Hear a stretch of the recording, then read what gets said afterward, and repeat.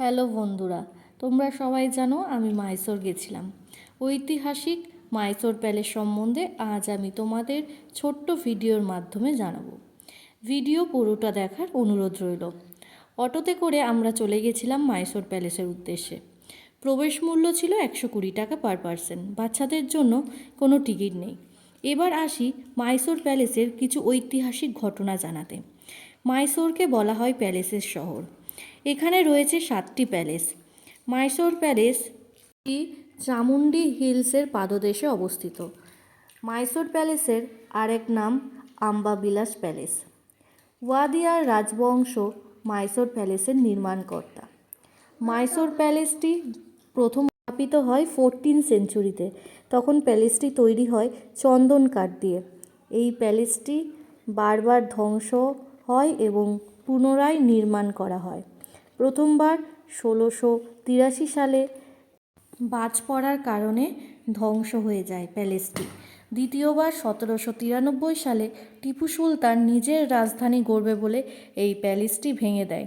কিন্তু 1799 সালে ব্রিটিশরা টিপু সুলতানকে হত্যা করে ফেলে। এই রাজধানী আর গড়ে ওঠে না। 1803 সালে পুনরায় নির্মিত হয় চন্দন কাঠের প্যালেস। তৃতীয়বার 1897 সালে রাজকন্যা জয়লক্ষ্মীর বিবাহ বাসরে প্রদীপ থেকে একটি পিলারে আগুন লেগে যায়। মুহূর্তের মধ্যে গোটা রাজমহলে আগুন ছড়িয়ে যায়। সেই সময় মাইসোর ফায়ার ব্রিগেডের তেমন সুবিধা ছিল না। ফায়ার ব্রিগেড আসে ব্যাঙ্গালোর থেকে। ততক্ষণে দেরি হয়ে যায়, রাজমহল ভস্মীভূত হয়ে যায়। তারপরেই মহারাজা কৃষ্ণরাজ ওয়াদিয়ার চতুর্থ এবং তার মা মহারানী কম্পানান জননী দেবী ব্রিটিশ আর্কিটেক্ট হেনরি আরউইনকে অনুরোধ করে প্যালেসটি পুনরায় নির্মাণ করার জন্য।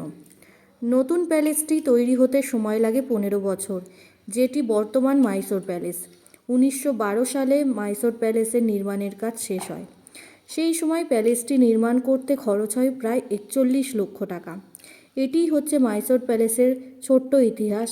প্যালেসের চত্বরে 12টি মন্দির রয়েছে। প্রতি রোববার সন্ধ্যা 7টা থেকে 8টা অবধি এই প্যালেসে 1 লক্ষ আলোকসজ্জায় সজ্জিত হয়।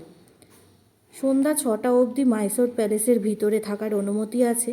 6টা বেজে গেলে রাজমহল হয়ে যায় পুরো অন্ধকার। বছরের শেষ 10টা দিন রোজ 1 লক্ষ আলো জ্বালানো হয়। রাতের মাইসোর প্যালেস সত্যিই দেখতে অসাধারণ লেগেছিল। তোমাদের আমি লাইভ করেও দেখিয়েছি এবং ভিডিওর মাধ্যমেও দেখাচ্ছি। তোমাদের যদি ভালো লাগে ভিডিওটি অবশ্যই শেয়ার কমেন্ট করো, পাশে থেকো বন্ধুরা।